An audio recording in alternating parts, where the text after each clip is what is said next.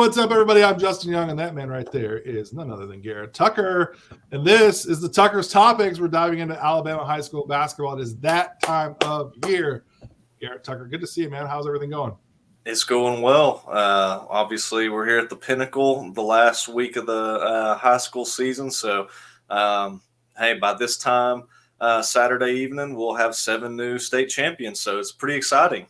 It is. It is, to me, one of, March Madness starts early because you get to celebrate and really take in some terrific high school basketball. I've watched a lot online, actually, thousands of miles, well, not thousands, but a couple thousand, 1,500 miles away from Alabama, watching online. I've seen quite a bit of good ball in the state of Alabama. I know that you've had to do the same thing, physically being there and also watching some stuff online. But I got to start right out of the gate, Garrett. I got to pay a huge compliment because I watch so much basketball from across the country.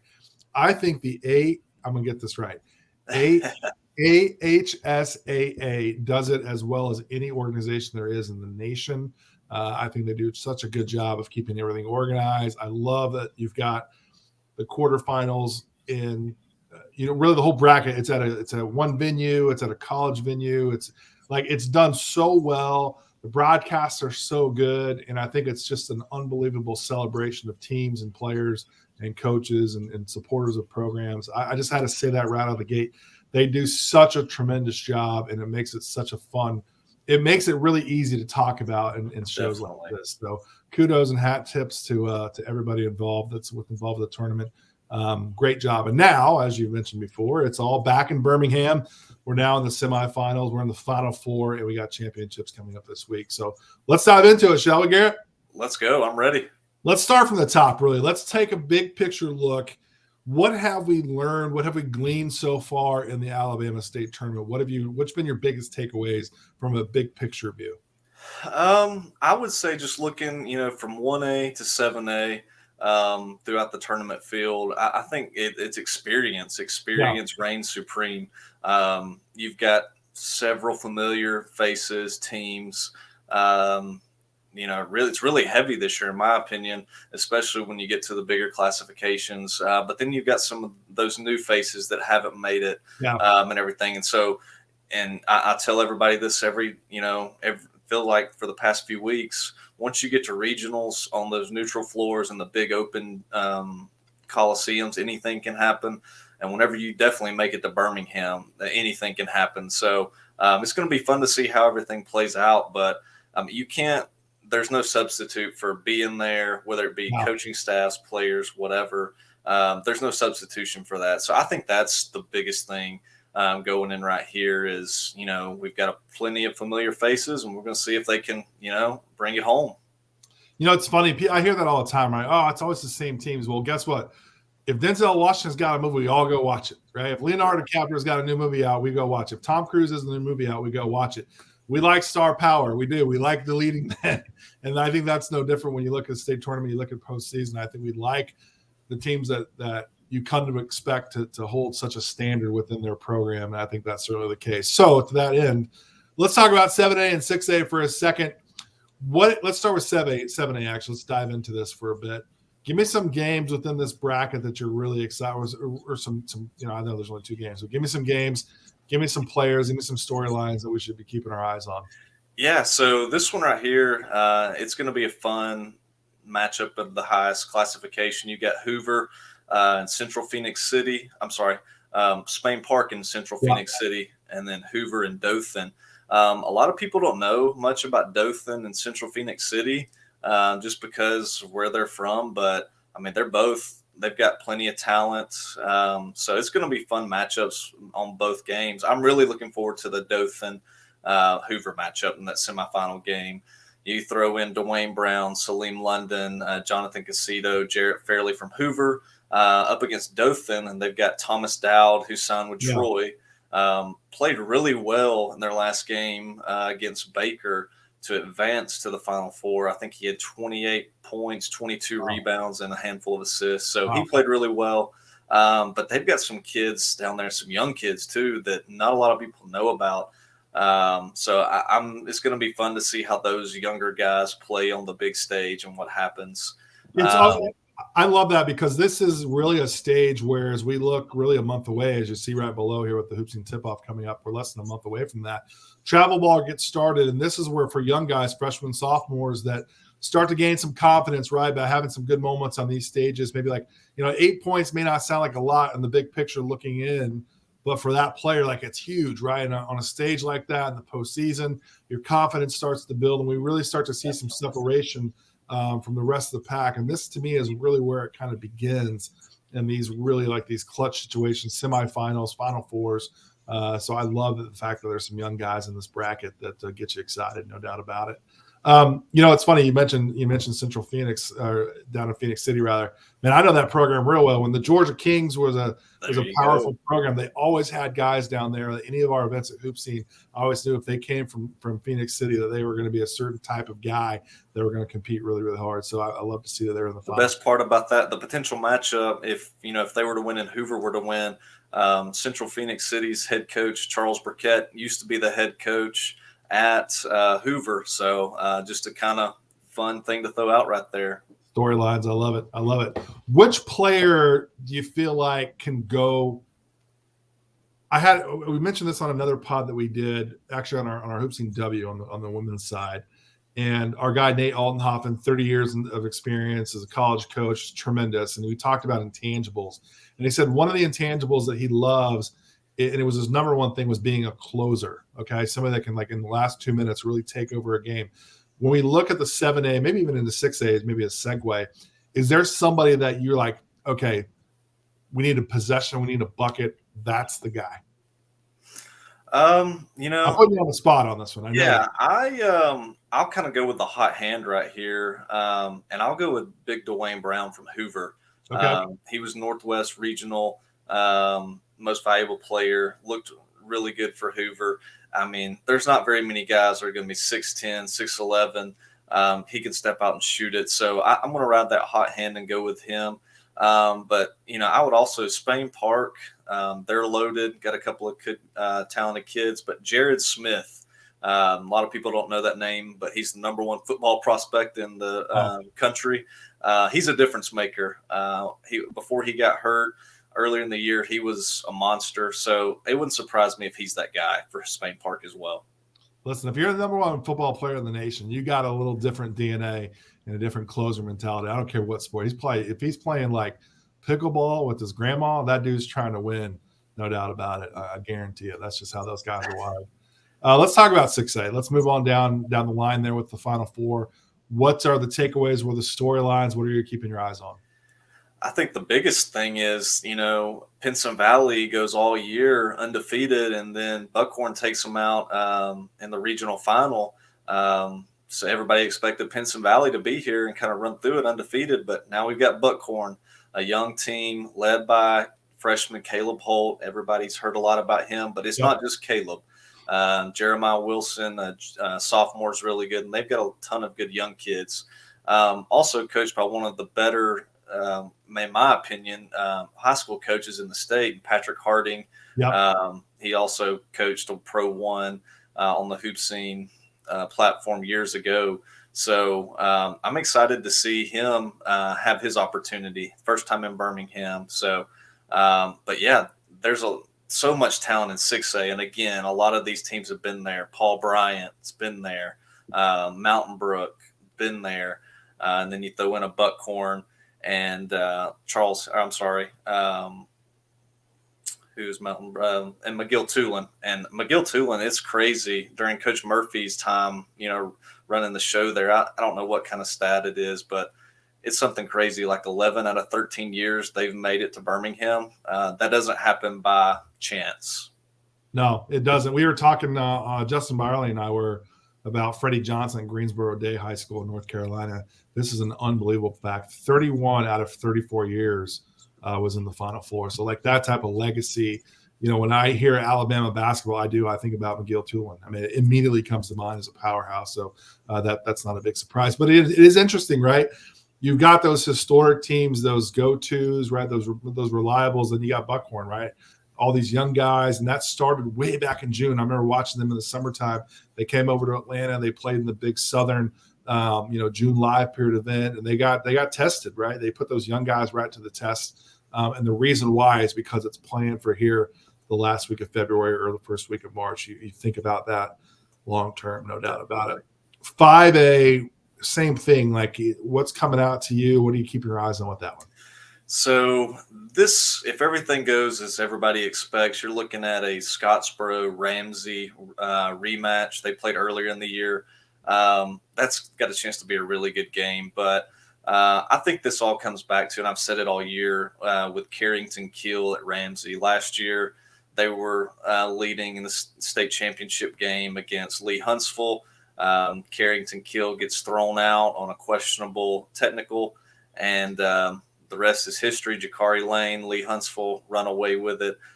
So it's been a redemption year for Carrington in a way. I'm really excited to see how he does on this stage again.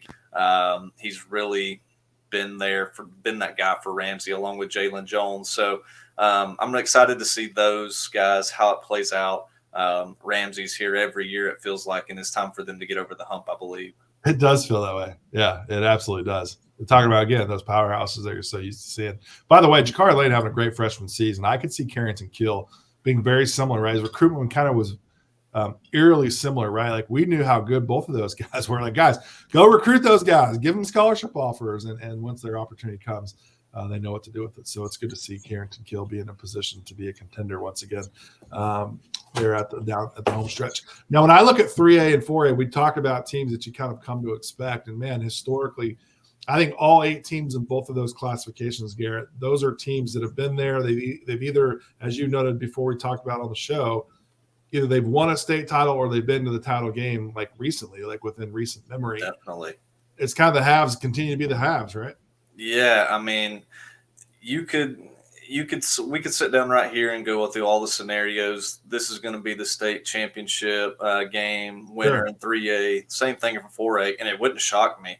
Yeah. I mean, just any of those 8 teams, they could win it all. So just kind of how I think it's going to turn out. 4A, you've got Montgomery Catholic, Westminster Christian. You and I kind of talked about it last night a little bit. Chase McCarty's playing really well down the stretch. He was so good in the game that I watched against oh man, I'm totally drawing a blank. I think you watched against Deschler. Yeah. Great game. And I saw the regional semifinal against Haleyville, and I mean, he's hungry, I feel like. So, like I said, Montgomery Catholic, they're really good as well. So it's going to be a very methodical game, I believe. But let's just say Westminster wins, and then you throw in a Jacksonville who won the 4A state championship last year against Hale County. Hale County was here not too long ago when Herb Jones was a star. So Jacksonville's got a lot of dudes.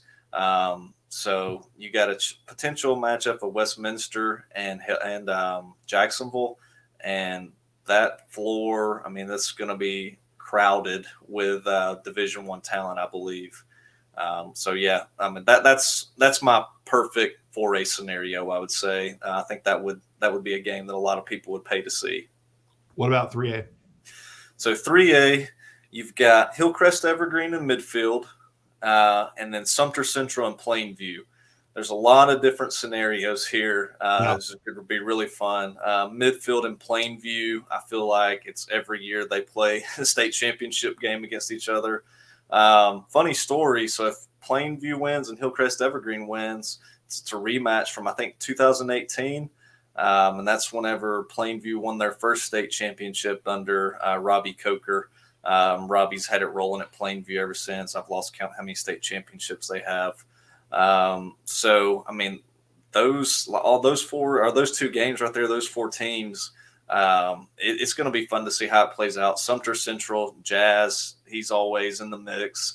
Got a young guard, that Emmanuel Clarton, that I'm excited to see. He's a sophomore. I've heard really good things about him. So, I mean, if I would say go for a day, it would be that 3A and 4A, those semifinals. I mean, that is just a bunch of Goliaths. Throw them in the cage and let's see who comes out alive. Well, I love that you just said if you had to pick a day, because I think to me like that we talked about, Corey Key is a guy that you know really well that's been with us at Hoop Scene throughout the course of years. In Georgia, it's not this way, right? Like we don't have this type of setup, and it is. I guess I take that back. In the Final Four, they move it off, but I feel like Alabama does such a great job where it's like a week long like festival, for a lack of better description, the boys teams and the girls teams, where you can pick a day. Go spend the entire day over there. It's a celebration of basketball. I mean, heck, you got games. I love it. I love it being back out here on the West Coast because I can wake up and immediately turn on state playoff basketball. There you go. It's got West Coast life is nice. It's amazing. It's so good. It's so good. So I love the fact that Alabama thinks about that, where it is a celebration, right? You want to get to downtown Birmingham. You want to be there for the action. You can stay all day. You can see all kinds of good stuff. To me, that's the way it should be. And I love, and again, I only keep banging on this drum, but I love the fact that Alabama does that as a state. They do such a good job. So again, hat tip to HSAA. There we go. It's kind of a nice prequel to the NCAA tournament's coming to Birmingham here in a few weeks. Oh yeah, that's right. Legacy Arena. So it'll be a nice little roll out the red carpet. 2 different weeks essentially. So I feel like this, I'm probably way wrong, but I feel like in the last 12 years since we've been around Hoop Scene, that I've seen like Birmingham continually like snowball on top of itself as a real major basketball host city, where we got some great events that happen in Birmingham. We, like you said, the NCAA tournament's coming there. I think the G League being there in the state of Alabama certainly definitely game changer. Yeah, so it's like been really cool as the city's gotten bigger and more people are moving there from different parts of the country. It's been really cool to kind of see like this evolution just continually stack on itself, and it's been cool to see the state kind of evolve with that along the way too. So, any good stories? Sorry, go ahead. What's that? Not just a football state, contrary to popular belief. No, I know. Like that's the thing. Like people out here, like, oh, from the South, like great football. I'm like, yeah, well, guess what? Basketball is just as good too. I mean, you mentioned Herb Jones. I mean, there's so many guys out of your state now that have really kind of emerged and played themselves in a great position to be great pros and having great college careers as well. So it's really cool to see. Let's keep it moving here in 2A and 1A. Any feel-good stories that are jumping out to you? So, yeah, 1A kind of caught the headlines last year. Oakwood Academy from Huntsville had to end up forfeiting their regional, I think it was semifinal game, whichever one it was, because they are a 7-day Adventist.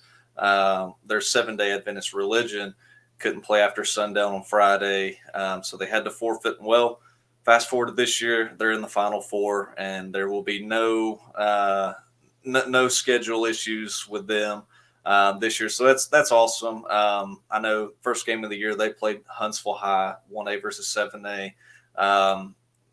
They got beat pretty good, but they've rebounded. They're battle tested. So it's going to be fun to see how that plays out. Also 1A, I'm looking forward to seeing Covenant Christian. They've got a young kid, Jalen Chandler. Heard a lot of great things about, haven't got a chance to see him play. So that'll be fun. And then 2A, I'll be honest, I don't know a lot about these 2A teams for the most part, but I do know Sandrock, have a couple of familiar guys, and Caden Justice and Jacob St. Clair that have played on the Hoop Scene platform. Wow. Yeah. Jacob St. Clair, one of the better shooters I've ever seen in the state of Alabama. Kind of going back with that hot hand, he had 30 in the regional final at Jacksonville State. So kind of going to be fun to see how those guys play in 2A. And like I said, I don't know a lot about that. It wouldn't shock me if whoever wins, it's a toss-up all throughout there. A lot of those 2A top teams got knocked out along the road. So it'll be fun to see how that one plays out. I would love, this is totally hypothetical, I would love to see every state adopt something that we see in New Jersey where they take all the state champions, regardless of class. They're doing that actually out here in Arizona, where they've kind of like got this power rating where they have like a mega bracket, right, if you will. And you could be like a 7A team and a 5A team or whatever. Like if the power rating puts it in there, and they filled the tournament based on this. So it's really like the best teams in the state. Be really cool, because I think this year, I mean, it feels like on the outside looking in that there's so much depth right now within the Final Fours in the state of Alabama that you can't go wrong. There's not like a true Yeah, there were a couple, but like a real David versus Goliath. I feel like they're pretty well matched, and guys are just getting in the ring nose to nose, going, okay, let's do this. Right. Yeah. And I think Kentucky's the same way too. They always That's right. crown just one state champion all on the floor at Rupp. So that's a fun one as well. I love that, man. I love that. I wish more. There wouldn't be a lot of people. There wouldn't be a lot of people walking around saying they're state champions. It cuts it down pretty quickly. That's for sure. There's a lot. There's definitely a lot. But hey, that just means more opportunities for champions, and that's never a bad thing. So, well, make sure you keep Garrett on follow. Make sure you follow him. Rather, is what I should say, on Twitter. Of course, make sure you follow at Hoopscene at AL, Hoopscene Alabama. And of course, while you're here, if you're watching on YouTube, make sure you subscribe to our channel, like this video, hit the bell, do all the things they tell you to go do. So anytime we got new videos coming out, you'll know when it's coming out. And again, we mentioned earlier, travel ball is a month away, and we got the Hoopscene tip-off coming up at Swanee Sports Academy in Metro Atlanta. Teams from Alabama are certainly welcome. We certainly encourage you to go do that. But if you want to stay in Alabama and play, we got a couple of events, great events for you coming up. We got the Bama Jam at Hoover, of course, coming up in April. We got the Alabama Cup, which we're excited to have rolling out there as well. And if you're a senior, if you're an unsigned senior, if you're a junior really looking to jumpstart, we got the Hoopscene preview coming up March 12th at Swanee Sports Academy as well. It's our only spring preview camp that we have every year. Of course, we come to Alabama in the fall for our camps, but this is our only spring camp that we do March 12th in Metro Atlanta. So make sure you go to hoopscene.com/events, and you can find all that information there. But until then, make sure you keep Garrett on follow on Twitter. He's going to have you covered all season long. Garrett, this is fun, man. I look forward to seeing who gets crowned champions this week in Alabama. Yep, one week left. We'll see who's left standing this time next week. I love it. Well, Garrett, this has been good stuff, man. I appreciate all your insight and what you do for Hoops in Alabama. Yes, sir.